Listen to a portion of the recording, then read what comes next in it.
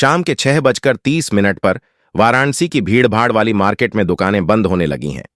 राजेश यादव, एक किराने का दुकानदार, दिन भर की कमाई गिन रहा है। थकान से चूर वो अपनी बाइक की चाबी उठाने झुकता है, तभी सड़क किनारे एक चमचमाता स्मार्टफोन दिखता है। स्क्रीन ब्लैक है, कोई कॉल नहीं। राजेश आसपास देखता है, कोई नहीं दिखता। मन में ख्याल आता है, किसी का गिरा हुआ लगता है। सैमसंग का नया मॉडल, शायद 50,000 रुपये का होगा। कुछ देर सोचने के बाद वो फोन जेब में डाल लेता है। उसके चेहरे पर हल्की मुस्कान है। रात को राजेश घर पहुंचता है।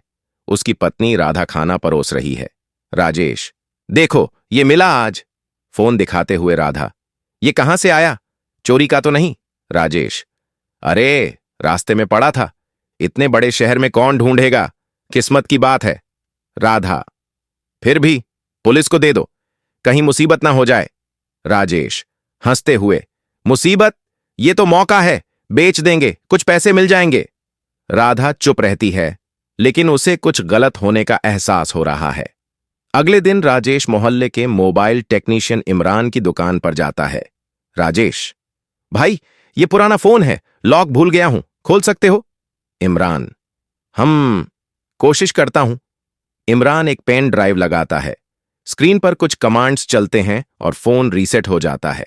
इमरान, लो अब नया जैसा है, 1500 रुपये हुए।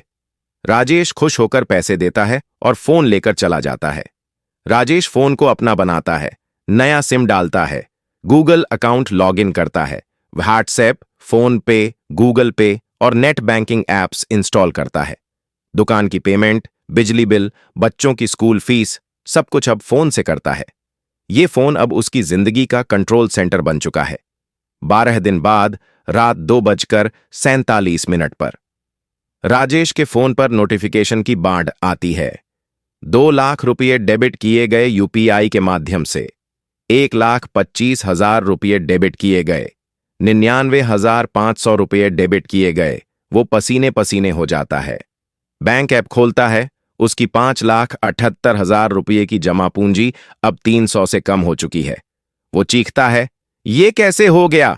सुबह बैंक जाता है। बैंक अधिकारी कहते हैं, सब ट्रांजैक्शन आपके फोन से हुए हैं, ओटीपी भी डाला गया, हमें तो फ्रॉड नहीं दिख रहा।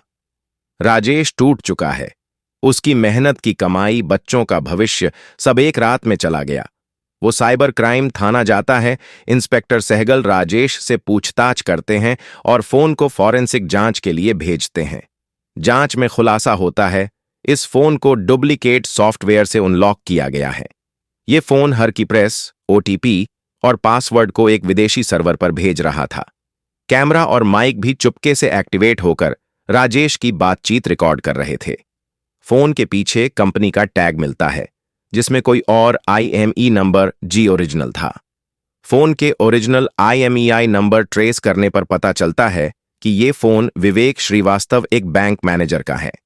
उन्होंने 2 हफ्ते पहले फोन चोरी होने की शिकायत दर्ज की थी। इंस्पेक्टर सहगल, राजेश जी, ये फोन चोरी का था और जिस टूल से इसे अनलॉक किया गया उसमें मालवेयर था। ये मालवेयर आपके सारे डेटा को हैकर तक भेज रहा था।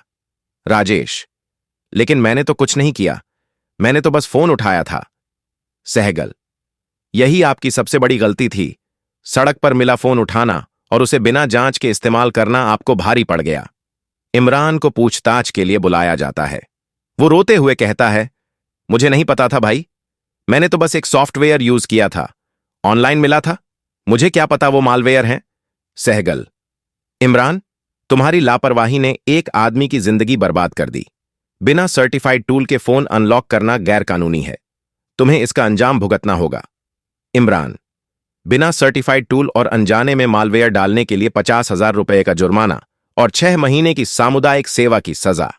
राजेश, चोरी का सामान रखने, IPC 411 और लापरवाही से साइबर संसाधनों का दुरुपयोग, IT एक्ट 2000 के तहत 3 महीने की न्यायिक हिरासत।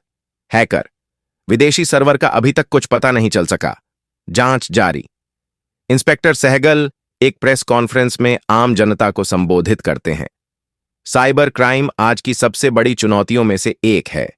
राजेश जैसे आम आदमी की एक छोटी सी भूल उनकी जिंदगी बर्बाद कर सकती है। मेरी सलाह है, सड़क पर मिला फोन कभी न उठाएं। अगर उठाया तो तुरंत नजदीकी पुलिस स्टेशन में जमा करें। मोबाइल रिपेयर करवाते समय सावधानी बरतें। हमेशा सर्टिफाइड दुकान और लाइसेंस्ड सॉफ्टवेयर का इस्तेमाल करें। अनजान सॉफ्टवेयर से बचें। इमरान जैसे टेक्नीशियन की लापरवाही से मालवेयर फैल सकता है।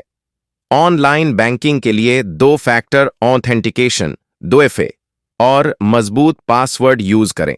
OTP कभी शेयर न करें। कोई भी बैंक या कंपनी आपसे OTP नहीं मांगती। फोन की सिक्योरिटी चेक करें। अगर कोई अनजान ऐप या बैटरी जल्दी खत्म हो रही है तो तुरंत जांच करें। साइबर क्राइम हेल्पलाइन 1930 पर कॉल करें। अगर आपको लगता है कि आप फ्रॉड का शिकार हुए हैं तो तुरंत संपर्क करें। आज का अपराधी सड़क पर नहीं, आपके फोन में छिपा है। सावधान रहें, सुरक्षित रहें। तकनीक का इस्तेमाल समझदारी से करें।